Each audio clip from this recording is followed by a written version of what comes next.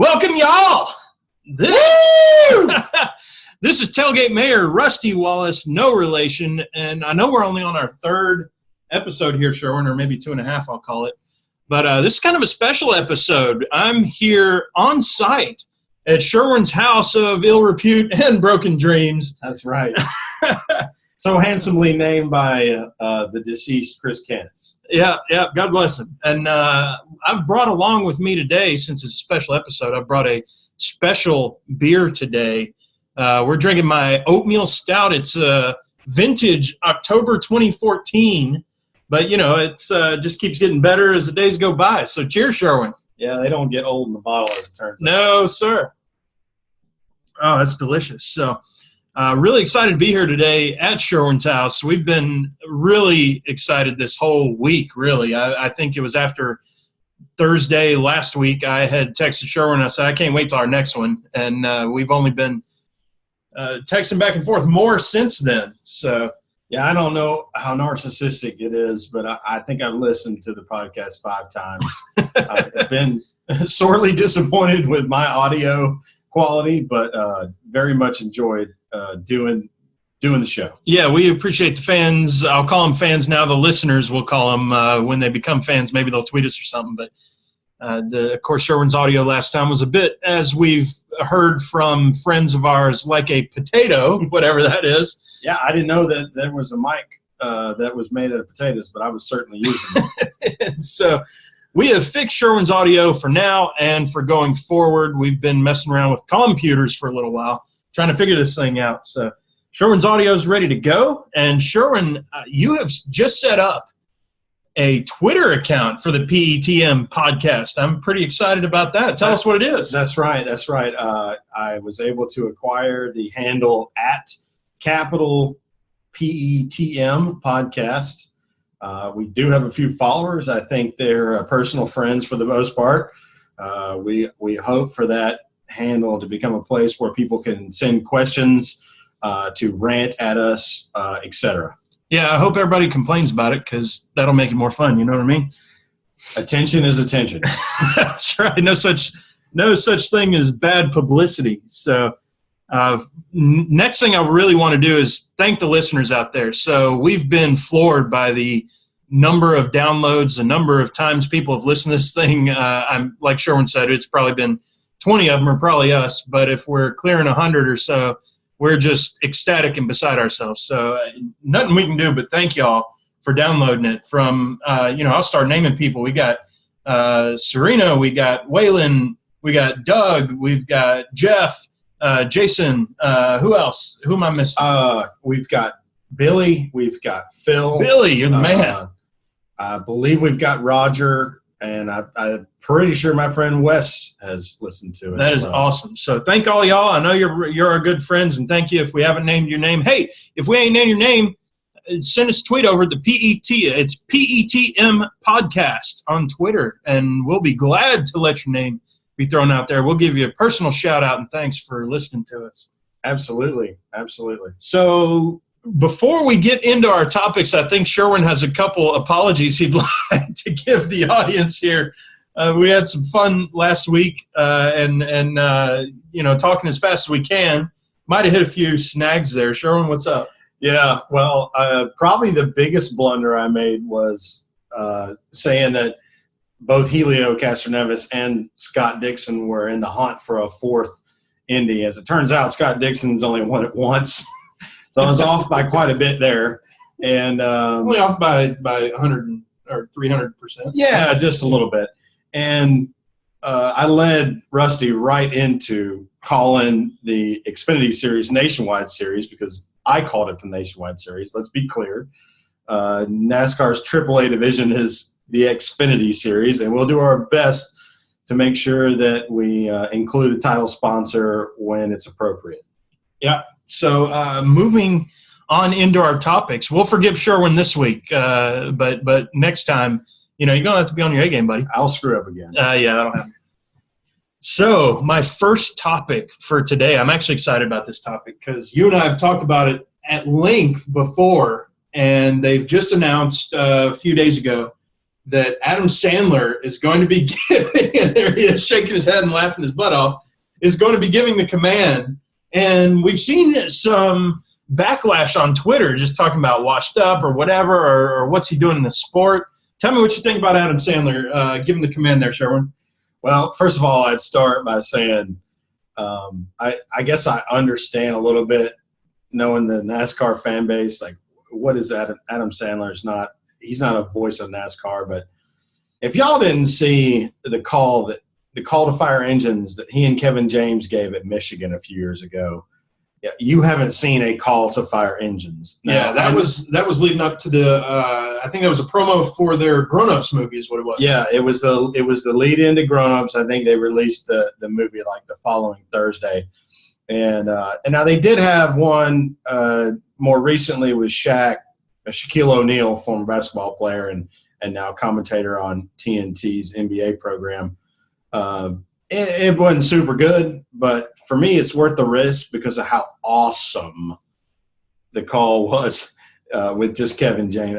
If you haven't had a chance to Google that or YouTube it, just all you got to do is plug in Adam Sandler and Kevin James NASCAR, and you'll get it. And it's the most fun you'll have for 90 seconds. Yeah. I mean, y'all just pause this podcast right now. Go into Google. I don't care if you're driving around or whatever, be illegal for a little bit. Go into Google, find that video, and watch the Adam Sandler, Kevin James call to command at Michigan, and you're going to have fun. And that's what it should be, in my opinion. Sherwin, I think you share that one, where if you give me the mic, we talked about this earlier. I mean, I'm going to be 50 shades of sideways when you give me the mic, first off. And secondly, I'm going to lose my voice in a matter of 5 seconds. And it's going to crack, and I'm going to be all embarrassed and all that. But, man, I'm going to have fun. I can't wait for it whenever that time comes, even if it's at a local dirt track with 5 people racing, nobody in the stands. Yeah, well, the bottom line is I'm going to have had multiple adult beverages because that's what sport's about anyway, is enjoying yourself. And call to fire engines is the most exciting thing that happens before they crank the race cars up. So why not be excited? And when you hear that roar too, that just puts an exclamation point on what just happened. So when you hear some of these corporate fellas walk in and on behalf of XYZ Corporation, I would like to say, drivers, please begin to crank up your cars whenever you perhaps feel like you ought to. Right. It needs to feel command. There's a definition of command. It means do this thing right now. And your tone and your enthusiasm. You got to do it now. Your tone and your enthusiasm should exude into what's about to happen. Exactly. All right, Sherwin. So I'm on to my next topic here. We learned this week, I think it was this week, unless I just forgot last week, but we learned this week that Jeff Gordon's going to be in the booth after this season. When he's done and retired and all that, he's going to go up into the booth with Fox and start calling some of these races. What do you think? Well, I found out based on the various and sundry weekly or nightly shows, I should say, on Fox and NBC that was going to be the case. And obviously, I'm sure it was announced first by Fox. But I couldn't be more excited. I listened to Jeff call nationwide races this year already. He's fantastic. He knows a lot about racing, obviously. I think that he's a guy in the booth that could really attract perhaps a younger demographic because of the way he talks about the sport. Yeah. He's I'm in the same way. You know what? You're going to find guys. You're going to find stuff that we disagree on. It'll take us a while. I think we'll get to it in this podcast, actually. Sherwin's shaking his head. We'll get to those in this podcast. But once again, I'm in full agreement that having him in the booth has got to be a boon for NASCAR. I'm glad they were able to come to that decision as a full-time thing, and really excited to hear what he's got to say. And I think he's going to be able to give that perspective that we really want from drivers and not just professional commentators all the time. Of course, Darrell Waltrip will be there, but he's. I think of him based on when you and me started listening to NASCAR and watching NASCAR. I think of him as a commentator in terms of just the voice that I hear on television. versus a driver that was kind of before my time. And, if it's in NASCAR's best interest, it's in their best interest to attract folks of our demographic, I would say. Yeah, well, I think that so the important thing is you're always going to have a changing of the guard when you have a driver in the booth.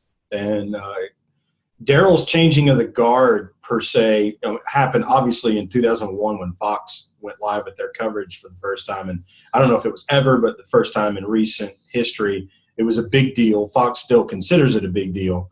Thing about Darrell is he really hasn't been in a competitive car since the mid to late 90s. Jeff Gordon might win on Sunday. Yeah. Yeah. And so that to me is a big deal, that you have somebody that's driven the package we have today and the evolution of the package that we have today. And he does it eloquently. He's got clean language. And I don't mean clean as in he doesn't cuss. Obviously, you can't cuss on a national broadcast, but he speaks intelligently always. And that's no knock on Darrell. That's no knock on Larry, who I think is who Jeff Gordon is going to replace. It's just this is a new time for NASCAR. NASCAR needs to embrace popular culture. I think I've said this a couple times to you. Well, yeah, and we just talked about Adam Sandler coming on. I mean, the more people you can get, hey, if some of the people watch the command to start engines, maybe they'll stick around for 5 or 10 laps. Maybe next year stick around for, 400 laps, Coke 600. Well, that's just it. It's what's the hook for NASCAR? What it actually is the hook that you're trying to use to draw the new fan in to a television audience. Yeah. I mean, I think it's pretty easy to get excited about the sport if you go to a race, because if it's something you've never seen before, it's certainly a spectacle to see these. You don't understand how fast these cars and trucks are going until you're at the racetrack. So, but for the majority of the fans, they're not at the racetrack. If you have 2.5 to 3 or 4 million people watching a race, well, there's only 70 to 100,000 people actually at the race. So you need somebody hooking you into this thing. Yeah. So Sherwin, last week we talked about the triple header into the Memorial Day weekend, and here we are. We're actually watching the truck race as this is all going on. There's caution out, but talked about the triple header. We talked about F1, Indy, and Coke 600. I'd like to hear some maybe Monday morning quarterback about what happened, although it's Friday today. But what went on? What was our favorite parts and maybe our least favorite parts? Let's start with F1. What do you think about that F1 race? Did you catch it, or what'd you do? I watched most of it on DVR. Oh, nice. I'm going to stop just for a second to say that the truck race has just ended, and Tyler Reddick has won in Brad Keselowski's number 19 truck. So good for him. Awesome. As far as Monaco goes, I watched it flag to flag, though not live. I finished it before the Indy 500 started, which yay for me. Lewis Hamilton in his Mercedes. How can you not root for him too? Lewis Hamilton's a likable guy. He's just so likable. He's a cool guy. He has a Mobil 1 relationship with Tony Stewart, which is fun. They've done a couple of ride swaps and they've done the commercials. You remember the commercials? The commercials were hilarious. Fantastic, yeah. He gets out to a 19-second lead with, I think there was 12 laps to go by the time they finished the caution. And what happened was Formula One has got this new thing where they have the virtual pace car, or the caution car, as they call it. Safety car. They call it the safety car. In NASCAR, we obviously call it the pace car. But they turned on the virtual lights, the virtual safety car lights, which signals that you're supposed to slow to pace speed. Well, nobody behind Lewis Hamilton did that. So the 19-second lead that he had was completely gobbled up under the first caution lap. And why don't they do something like NASCAR, though, where, hey, when the yellow flies, they figure out where everybody was? I don't know why they don't. Or I guess nobody. Well, there was no position change place, so that's really. Yeah. So what we're talking about is Lewis Hamilton's team decided that, okay, we're in front. We have 19 seconds. plenty of time to come in, get new tires, and then there's absolutely no way anybody can pass it. Yeah, they're doing 3 second, 4 second pit stops. Because they're doing, they were doing Forced 2 9s, fuel, 2 9s to 3 1s all day. And I think they only had to make 2 or maybe even only 1. But anyway, they came into his team, called him into the pits. They changed tires. He comes out, he's in third.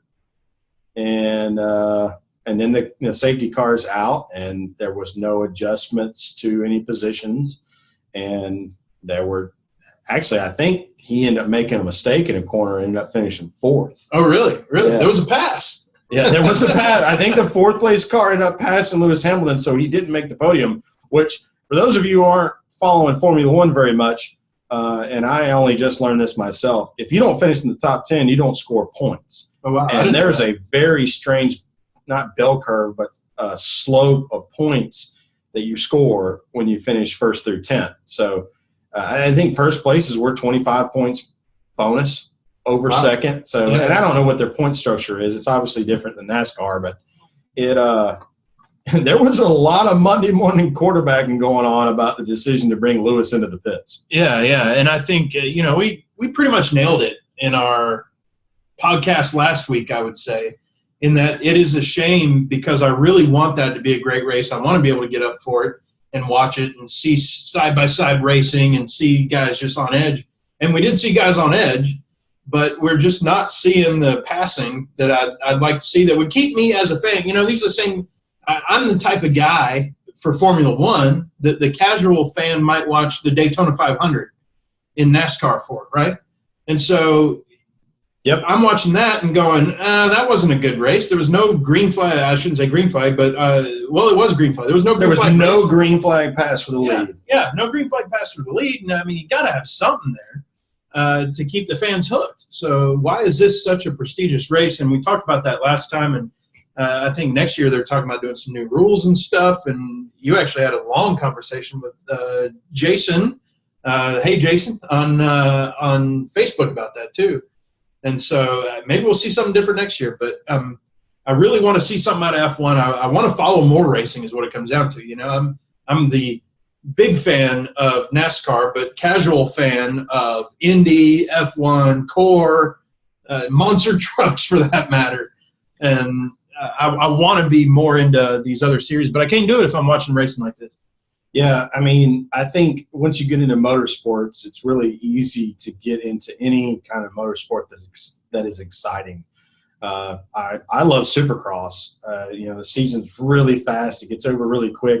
It's Saturday night, so you miss a lot of it because you're doing, whatever your social life is. But yeah, to your point, I think I was probably a little belittling last week the way I spoke of F1. I'm very respectful of the amount of money and technology, the amount of money spent and the technology produced by the series.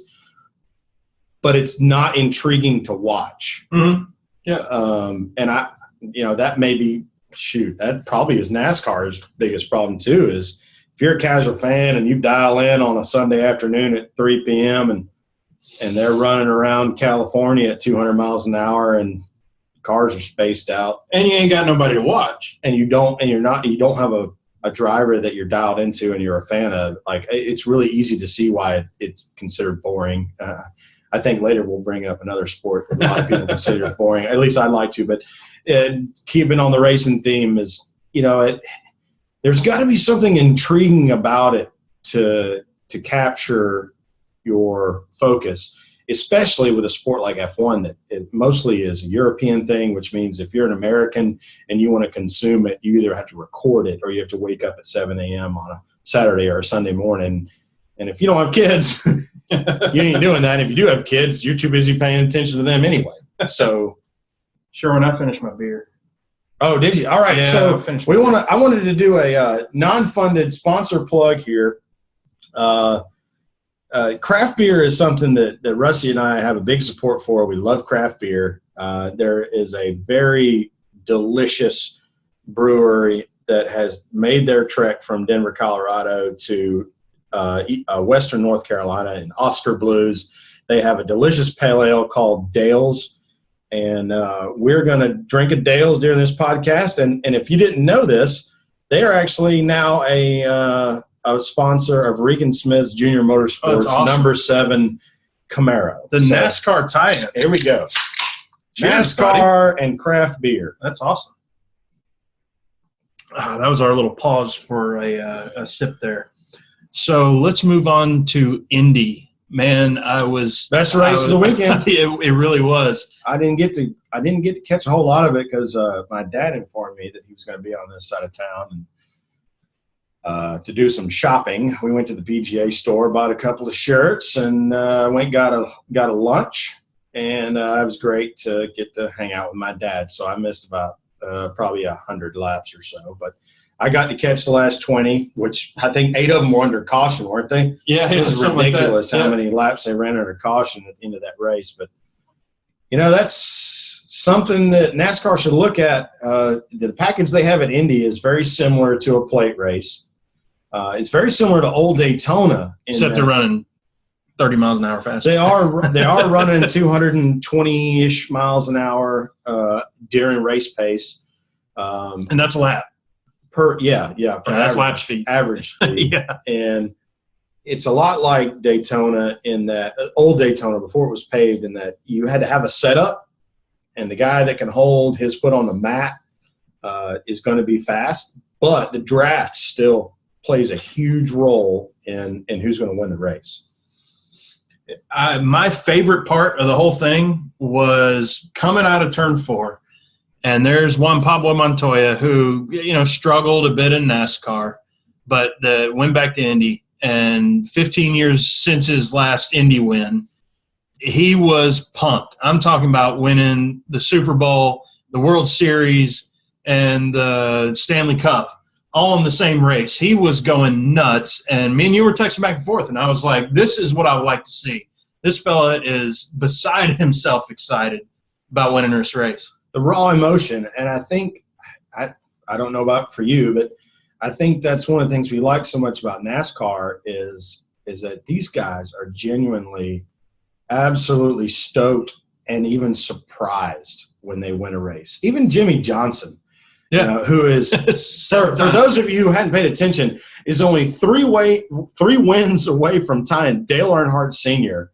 for career wins, and the guy is just absolutely as excited as he can be when he crosses the racetrack.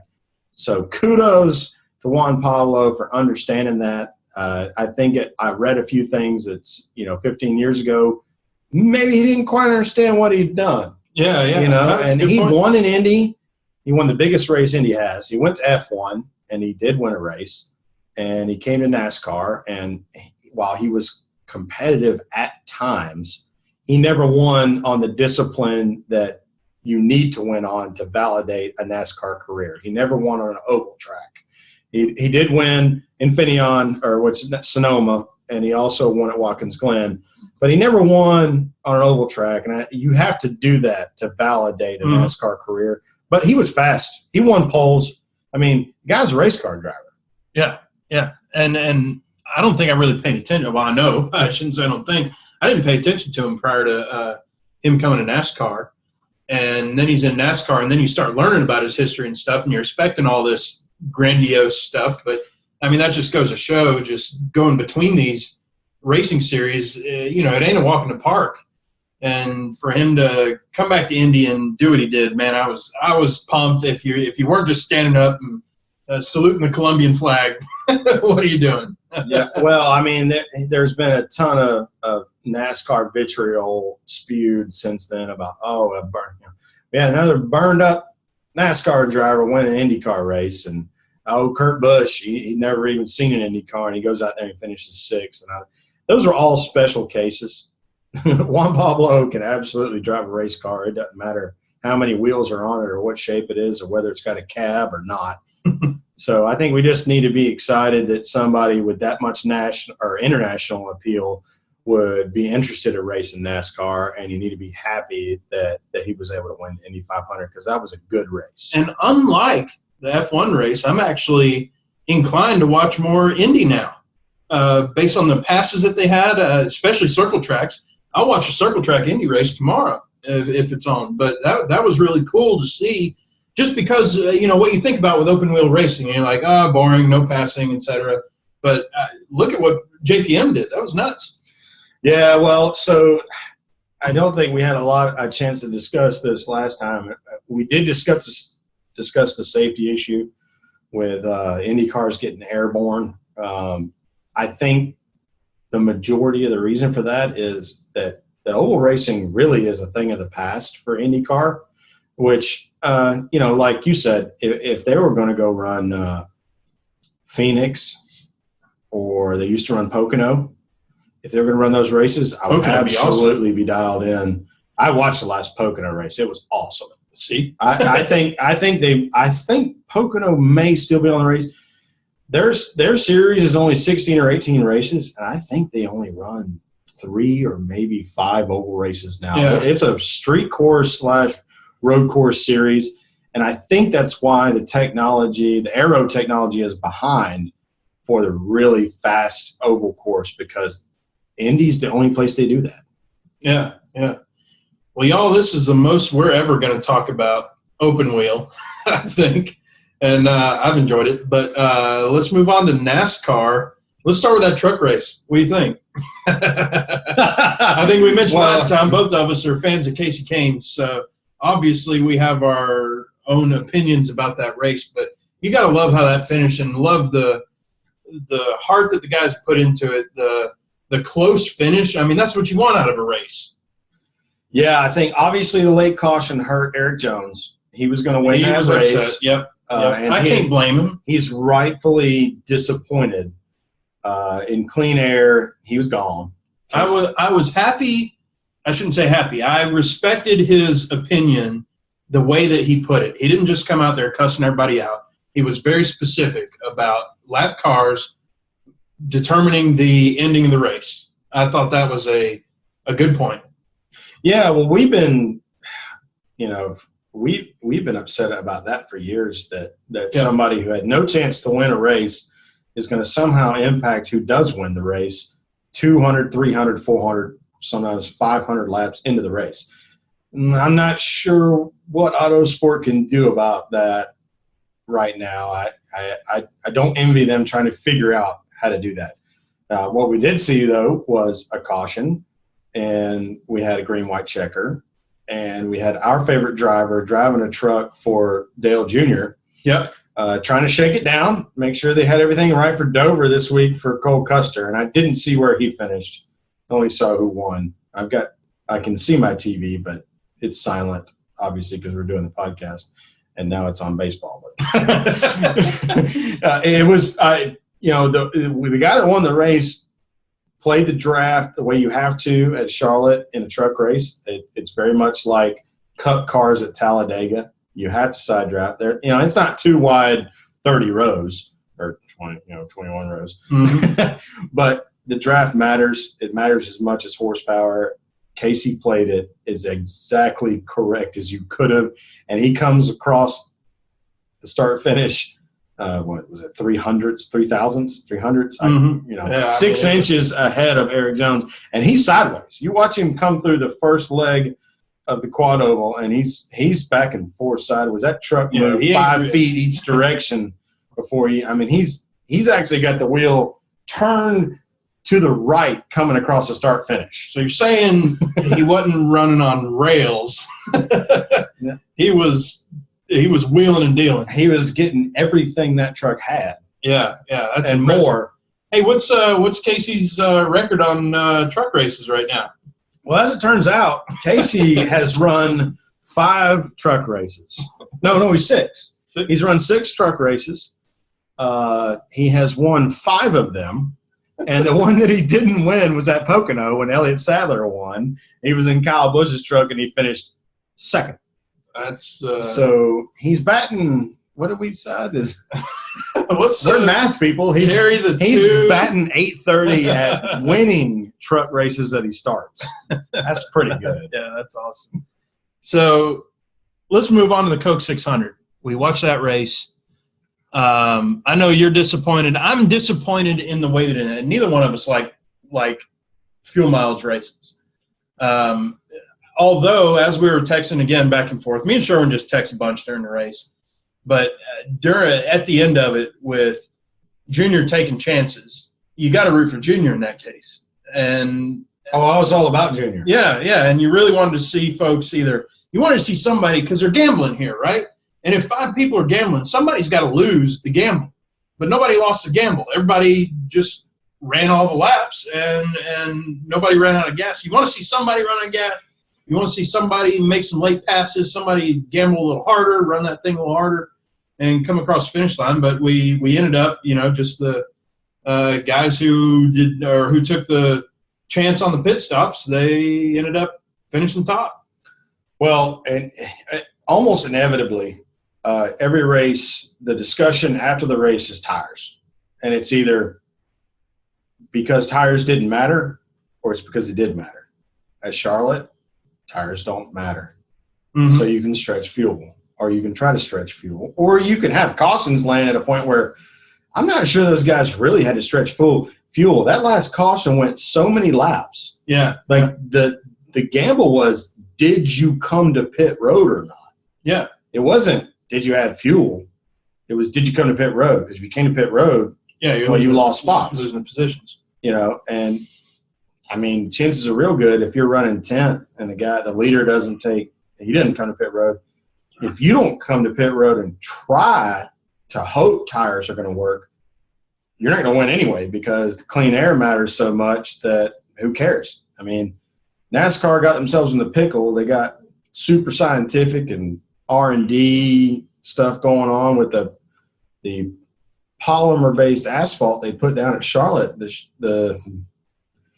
It's not going to wear, and therefore you're not going to have tires fall off, and you're not going to have tires matter. So, whereas at a Texas or a California or Atlanta, everybody's going to pit under that caution. Tell us more about the polymer. I'm messing with you. Now, Sherman called himself. He might be a textile engineer turned project manager. That you get him on that trail. We might be talking about it for a little while. Well, in all honesty, I don't know the exact polymer they're used. All I know is that it doesn't break down under sunlight, and it doesn't break down under the heat that the NASCAR stock cars can put on it.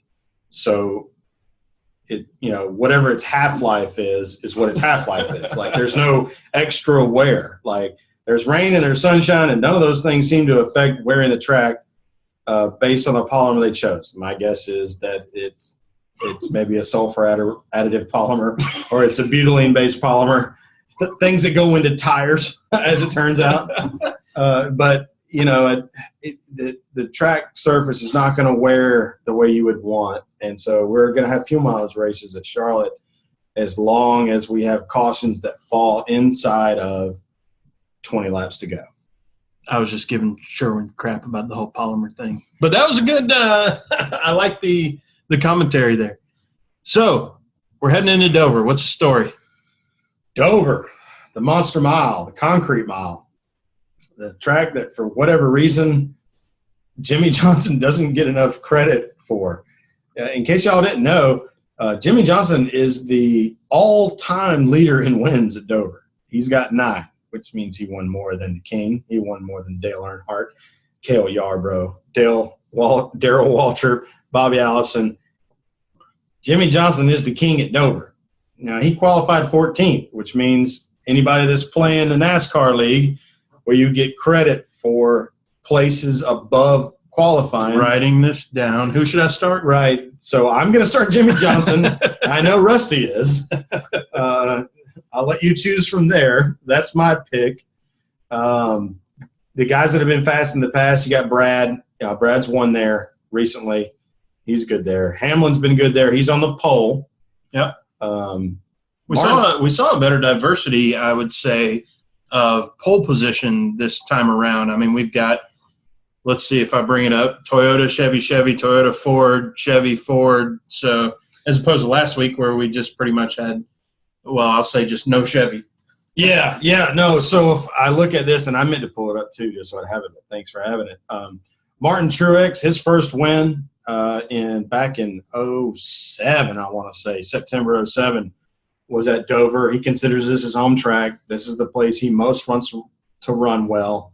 I would expect him to be fast. Not sure I'd take him in fantasy at second because you have to have a perfect day to finish any better than that. Yeah. Well, I mean, we look down. Kenseth gets a lot of attention because I think he's got 3 wins at Dover. We look down. Jimmy Johnson, 14th is where he's starting. So, that's a gold nugget right there for your fantasy leagues. And then Dale Jr., of course, a couple spots behind him, 1 row behind. Dale Jr. doesn't get enough credit for being good at Dover. He's actually really good at Dover. I don't know what your sleeper pick is for a winner. Kurt Busch is kind of hiding out there. Well, here, I'll hit page down instead of arrow down. Let's see. I'm going to go with Jeb Burton. What do you think? Jeb in the 26. Well, it's a car that's capable of finishing 25th if he has a great day, and he's starting. 35th. You can get some points on that. So you could get some points. Heck, that might be that's worth. Your seat driver right there. That might be worth about 35 points. Yeah, if you play it right, and he has a good day. Of course, unless Matt DiBenedetto.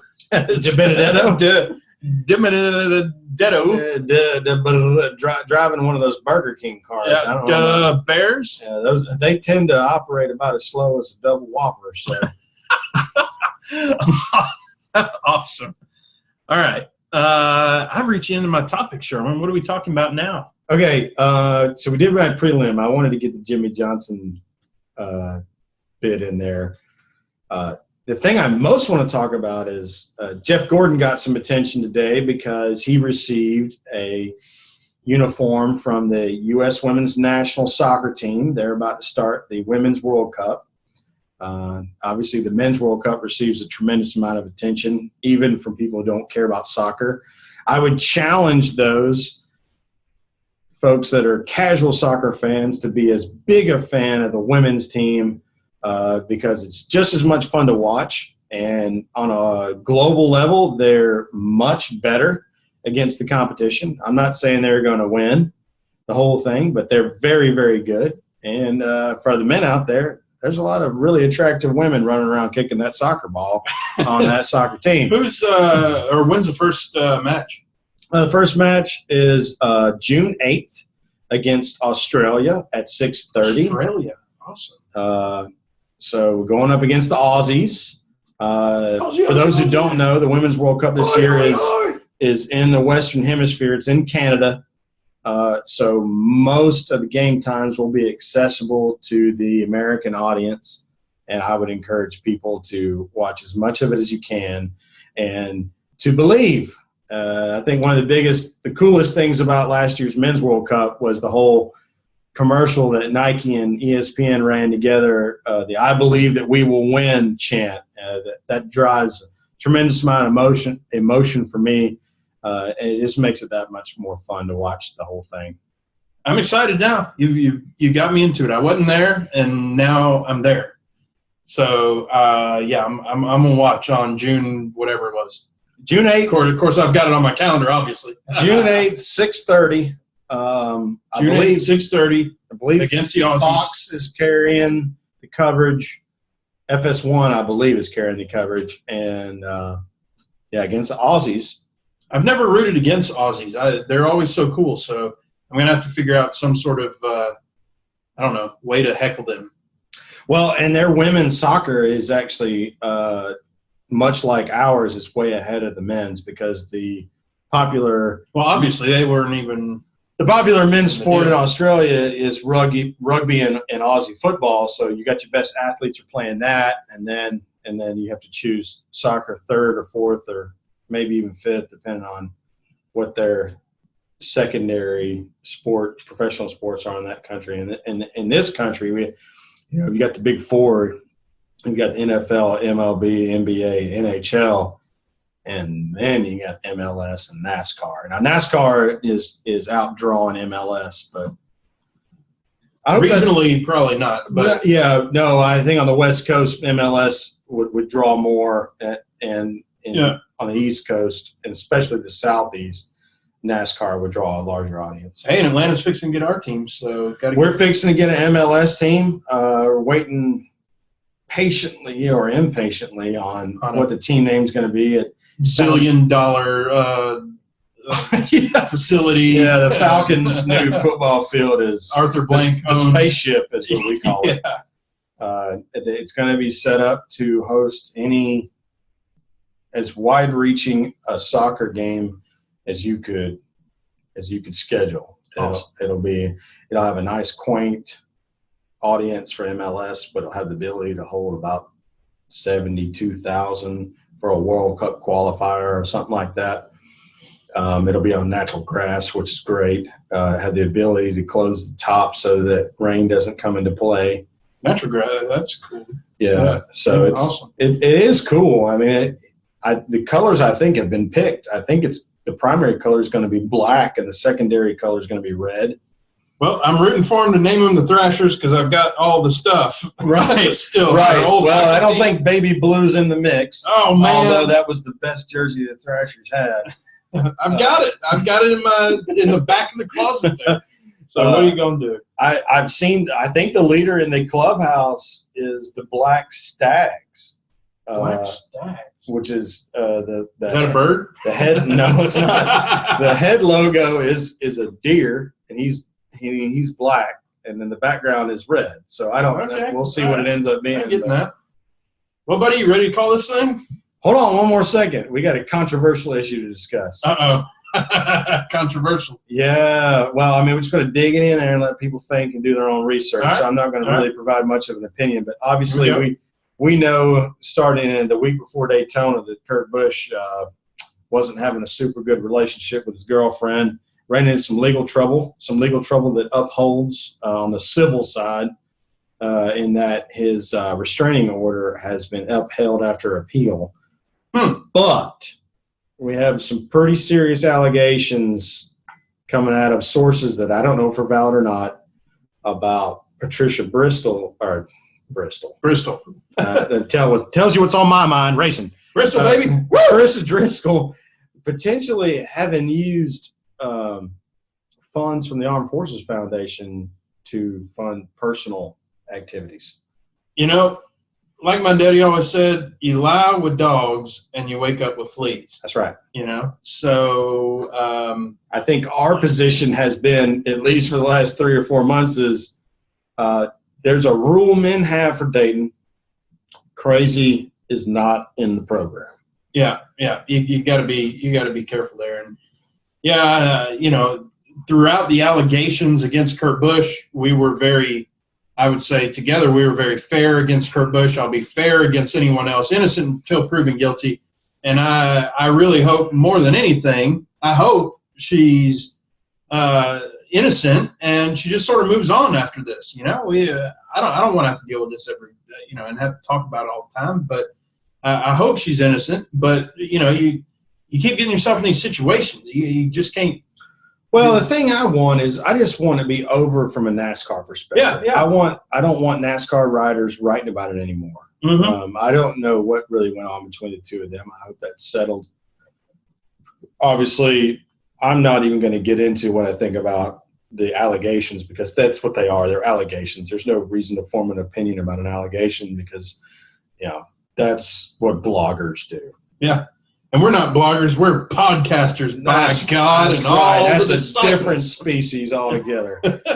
So I certainly don't want to close on that just as sort of a negative topic. What I would ask for listeners to do is let's just get excited about the racing. Let's get excited because you know what? There's a lot of really good racing coming up in the summer. The summertime is great. I mean, we got Dover rocks. All right. You know what I saw? Michigan, Pocono, Watkins Glen, Indy. Somebody on Twitter said that Dover is just boring racing. And I couldn't block them because they weren't following me, but I kind of wanted to I don't know, hack into their stuff, but I don't know what I'm doing and shut them down or something or I don't know what I want to do, but I was going, are you watching racing? What's your story? Yeah, I don't understand that. Dover's Bristol on steroids for those of you out there who haven't paid enough attention to Dover, given it the attention that it deserves. It's a concrete oval where they qualify at 163 miles an hour average, and it's only 1 mile. It is lightning. That's awesome. And it's a self-cleaning track, as the guys in NASCAR say, meaning that no matter what happens, if you get in a wreck, you're going to the bottom, because it's got 9 degrees, I think, baking on the straightaways. Yeah. They just showed that earlier. 24 in the corner. 24 in the corner and 9 degrees on the straightaway, which means it's more banked on the straightaway than Loudon is in the corner. That's so, nuts. How about that? That's nuts. We'll leave it on that, folks. If you're listening, we love you. If you're listening to this point, you're probably crazy. So we appreciate you being on here. Hey, follow us. It's PETM Podcast on Twitter, and we can't wait to hear more from you. So really appreciate everybody listening. We'll talk to y'all next week, and we'll do it on Thursday. We won't be in the same place, Shorn, but we'll be having some fun. Yeah, we will. Why don't you go ahead and tell them your Twitter handle again? My Twitter handle, this is Tailgate Mayor, spelled Tailgate Mayor. Very good. Very good. And I'm Pregame Engineer, and that's at capital PRE, capital GAME, capital ENGR. All right, Thank you, folks. We'll talk to you next week.